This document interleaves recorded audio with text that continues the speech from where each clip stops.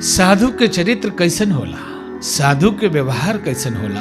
तो गोस्वामी जी लिखनी कि कपास के फूल जैसन होला। तो लोग पूछे लगल कि कपास के फूल में न खुशबू बा, न गंध बा, न कोनो रंग बा, ई तो उजर उजर बा। दुनिया में बेली, चमेली, चंपा, गुलाब, केवड़ा, कमल एक से एक फूल बा।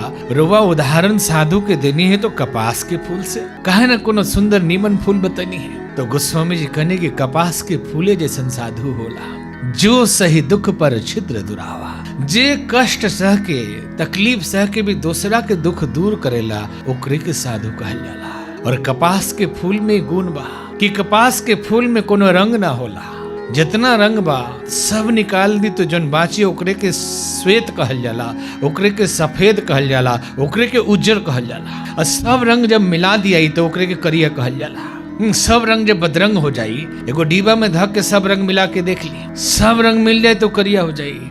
और सब रंग निकाल दिए जब कोनो रंग ना बची, जो खाली हो जाई आकाश जैसन, ओकरे के उज्जर कहल जाला। और ये रंग साधु के होला, जेकरा जीवन में न द्वेष होला, न ईर्ष्या होला, न केहू से जलन होला, न खुशी होला, न वो इतराला कोनो बात पर, वो सीधा सरल रहेला, ओकरे के साधु कहल जाला। जो सही दुख पर छिद्र दुरावा, जे कष्ट सह के दूसरा खातिर जिएला, ओकरे के साधु कहल जाला।